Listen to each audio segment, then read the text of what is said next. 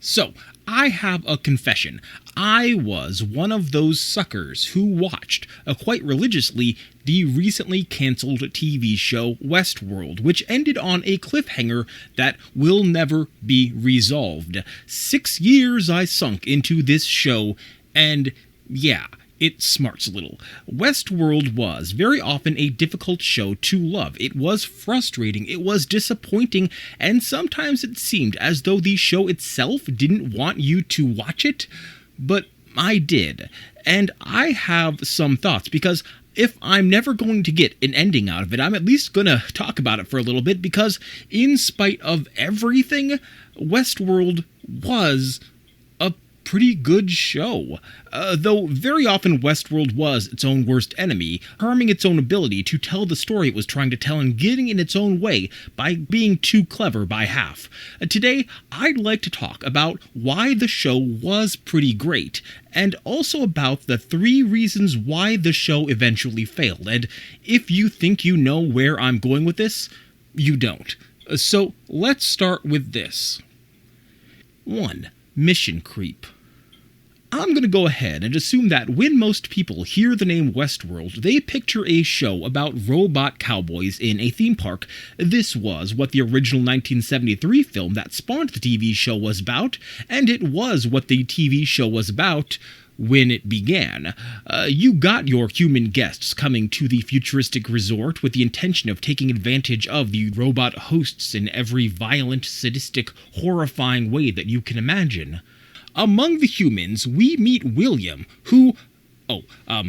spoiler alert, by the way, who we see as both an idealistic young man and as a grim, haunted monster after he's spent decades playing in Westworld and losing his innocence and his soul.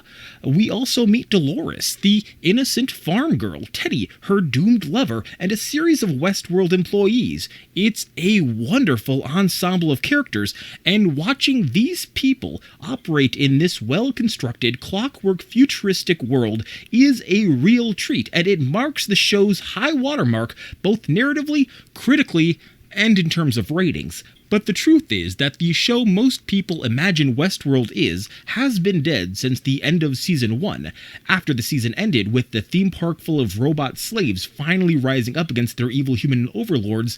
The show's focus shifted to dealing with the aftermath of that enormous change in the status quo, which only seems right? I mean, if you spent an entire season dealing with a robot revolution, you should spend some time dealing with the resulting carnage and chaos. I sure want to see the humans try to mount a resistance, watch the robots debate what they'll do with their newfound power, and have everyone adjust to the new normal. Except, well, that's not what I come to see when I watch a show called Westworld. What happens when you abandon the theme park conceit is that you're kind of just stuck with a generic sci-fi premise about intelligent robots rebelling against their human creators.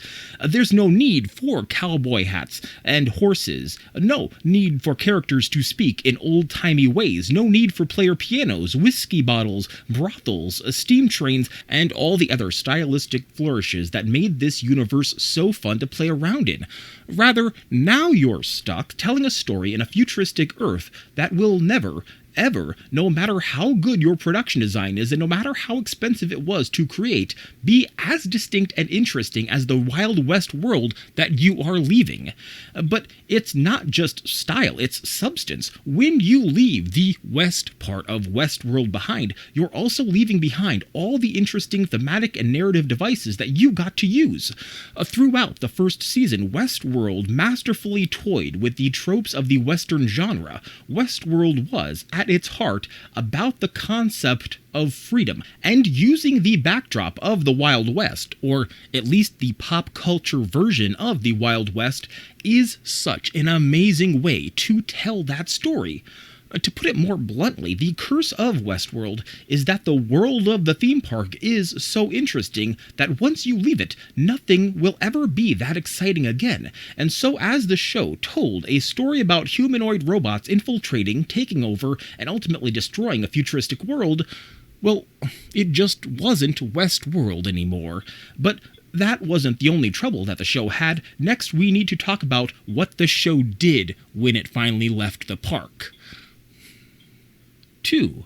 Two-Trick Pony. By my count, Westworld had exactly 2 narrative moves that it pulled over and over and over again. You ready to hear what they are?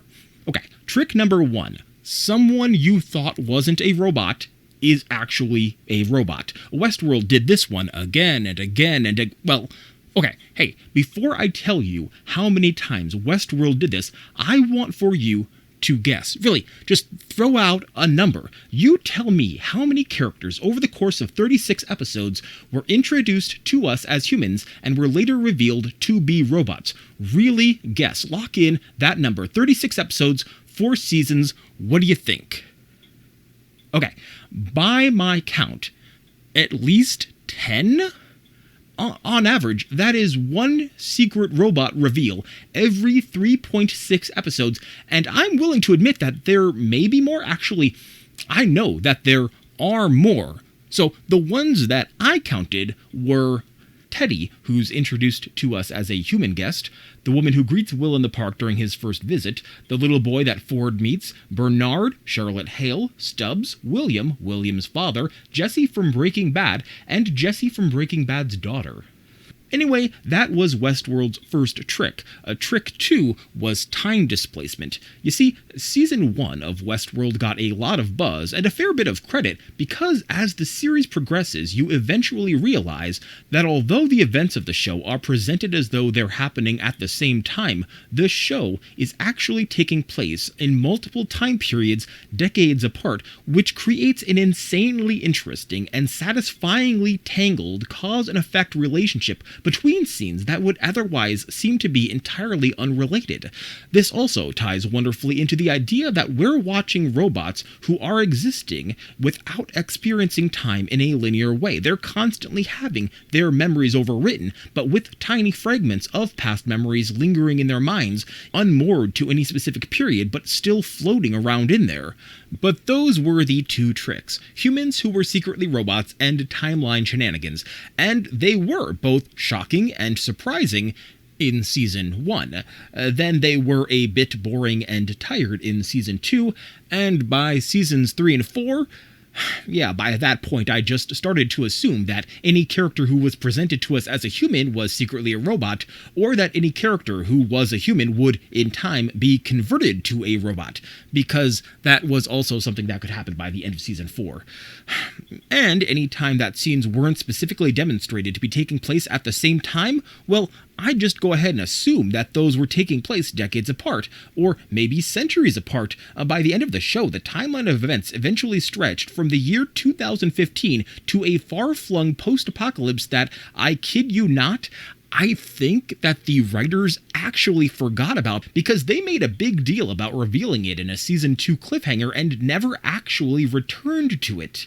And what makes this especially frustrating is that these 2 tricks, they led to the show's biggest problem, the real reason why Westworld was so hard to fall in love with, and the reason why the show ultimately failed. And that is 3.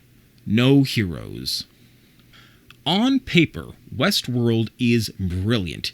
It is smart, it is clever. Just go read a summary of the show online and you will be enthralled. Watch promos, look at screen caps, search for scenes on YouTube. It is a well-made, well-acted, very expensive show that has so much going for it. But it lacked the one thing that all great shows need, and that is characters who you care about. So there is an old idea in writing that audiences will tend to identify with the weakest character that they see.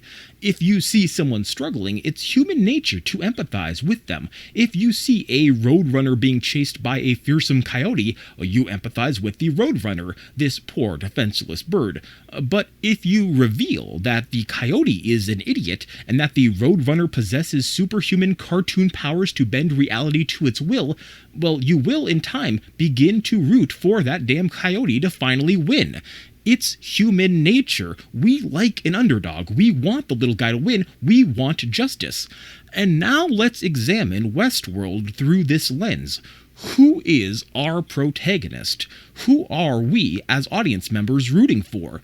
Well, initially, it's the robots, right? We're introduced to a world in which robots are subjugated and slaughtered to fulfill the most violent and repugnant fantasies of the human race. They exist in a hell of human creation, and we're literally made to suffer. And so we, as an audience, care for them. But then, by the end of Season 1, when the robots do rebel and the humans find themselves on the back foot, being hunted, well, guess what?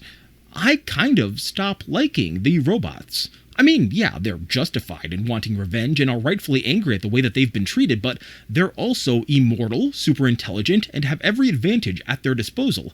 Once they've gained such an upper hand, well, now I'm rooting for the scrappy little human resistance to find a way out of this mess. And by the time Season 4 comes around, the robots were well and truly in control. They had most of humanity enslaved, controlling their minds with nanobots, and only a few scattered humans were free, trying to survive. So the robots are bad, right? And the humans are good, which means that the humans were right to subjugate the robots? Or does it mean that the humans now deserve to be subjugated themselves?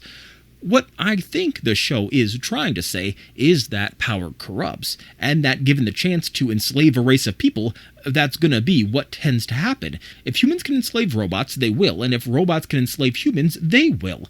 There is just no scenario in which the two groups can coexist peacefully.